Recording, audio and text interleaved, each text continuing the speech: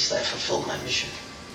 Those are the words of a now convicted killer, moments after he shot down a University of Arizona professor after he was expelled from the school. Just this week, he was convicted of first-degree murder and now faces life in prison. You'll hear my story.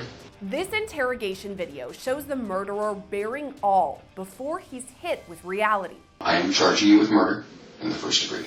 This is a Law&Crime legal alert. Google Incognito tracked users' browsing data without their knowledge. Mass Tort Alliance, one of our legal sponsors, is helping users file for compensation due to Google users' privacy issues through their Incognito browser. If you've used Google Incognito anytime since 2016, you can start your claim in less than 10 questions at incognitoclaims.com/LCnews. So here's what happened.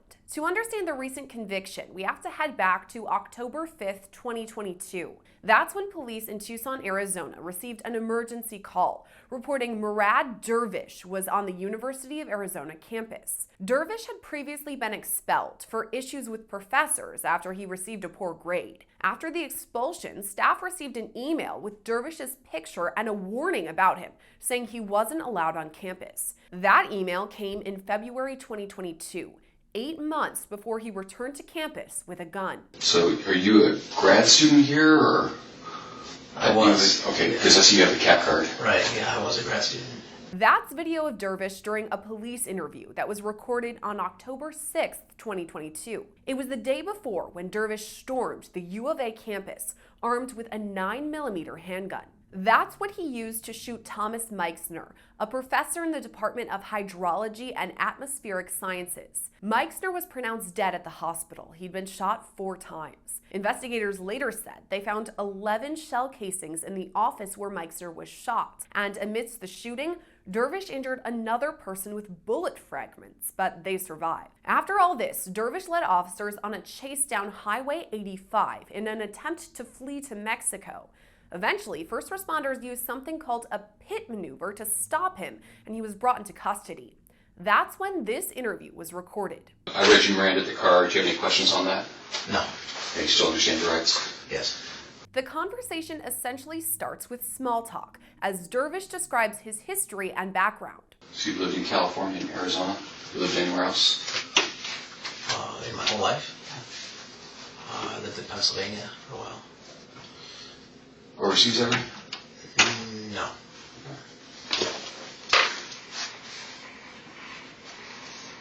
California, Pennsylvania, Arizona. Okay. That's it, yeah. All right. One of the things we did is we brought your car back. Okay. DPS had stopped you out there, and I wanted to make sure that your car was safe here back in Tucson. I got a form for you from down here.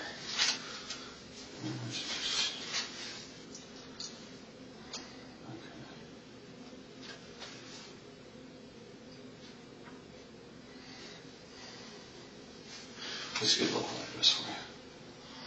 Well, I just got kicked out of my place, so I can't use that anymore. Before ever discussing the shooting, Dervish continues to detail his personal background to officers. What took you to San Diego? My mother was staying there. Yeah, I went to live there with her. She's still there? Mm-hmm. Yeah, I enjoyed San Diego. It's a nice town. I spent quite a bit of time there. My favorite place was a place downtown called Croce's.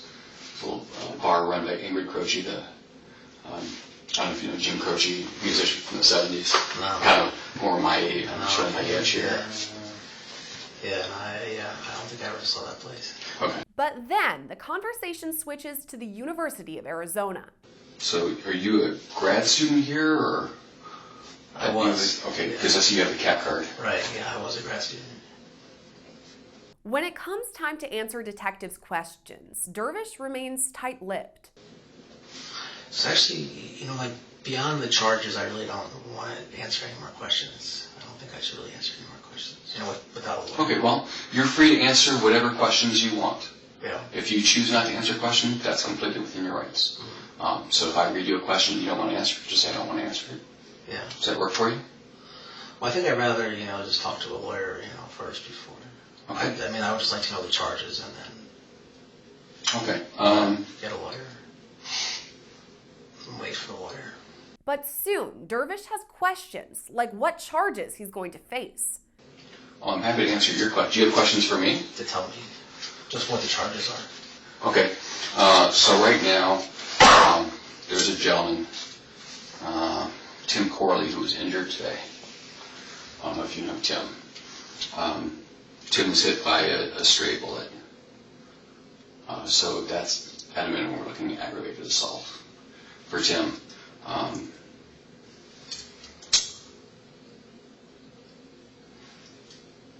So that's one of the charges I'm looking at. Okay. That's the only charge. No, there are others I'm considering. Such as? If you don't want to talk to me without a lawyer, that's fine. We can wrap this up pretty quick. We have quite a bit of evidence. And I think you know what that evidence is, but I'm not going to press you for any question, press you on that. Detectives push back when Dervish maintains he won't speak without an attorney. And for a second, he almost teases his side of the story. It's really unfortunate because I would really like to hear your story. I was an undergrad here a long time ago, and I got treated really poorly by the staff here. Yeah. You'll hear my story in court. If you're there. But when asked to clarify, Dervish again says he won't speak without an attorney. If you feel it's important for you to tell it to us now, yeah. Because a lot of people will say, well, your story changed based on what the officer said. Had you told him at the outset what the story, now you're just changing your story, your version of events to fit the evidence. Right. I'll just let a lawyer advise me. Okay. On that. So you don't want to answer any of my questions without a lawyer? No. Okay. And that's when the charges finally come out. I am charging you with murder in the first degree. To this, Dervish has only a one-word reply. Oh. Okay. You look surprised. You tell me of whom? Okay, you said you don't want to answer my questions. Well, then you don't have to answer my questions, I guess. Detectives then explain what's next for Dervish. Okay. I would really like to hear what you have to say today. We found a gun in your car. I'm sure you would like to hear it. We found a gun in your car from this order of protection. It looks like you're prohibited from possessing any firearms. Let me see, for Brianna Moreno. Date served March of last year. Okay.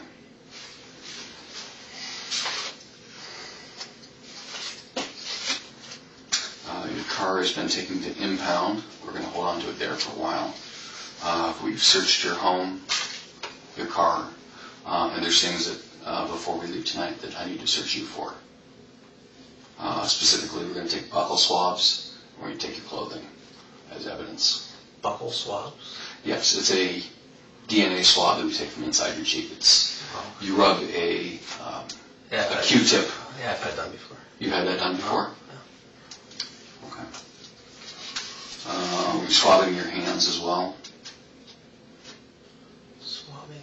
Oh, yeah. Yeah, I assume you do that, yeah. Figured you do that. You figured we'd do that? Yeah. It's kind of hard to hear. You were kind of... Yeah, I figured, yeah. I just heard people do that.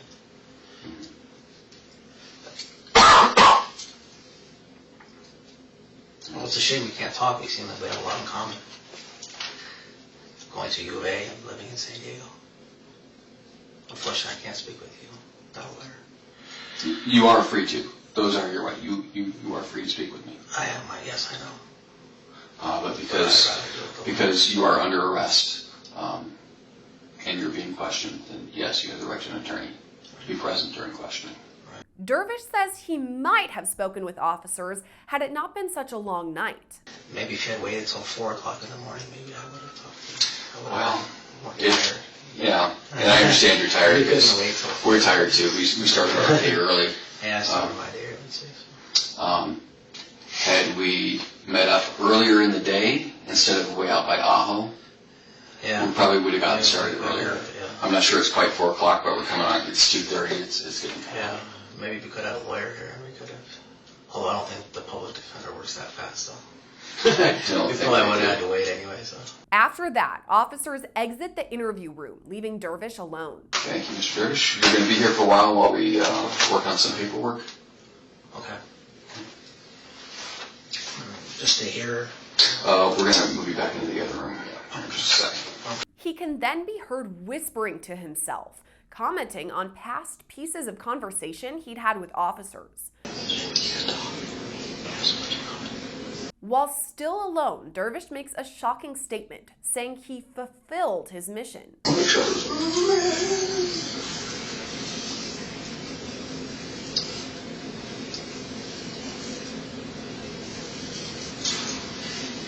At least I fulfilled my mission.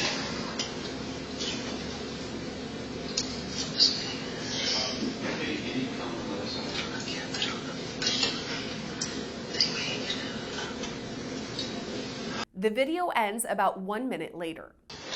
Mr. Dervish, please stand up.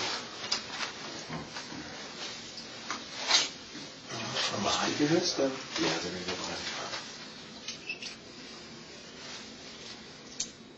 I'm going to remove this cuff. Just put it behind your back. Put your hand behind your back. Thank you very much.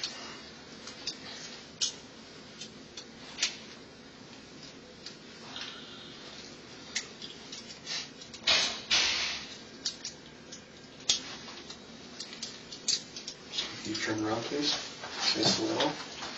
Thank you very much.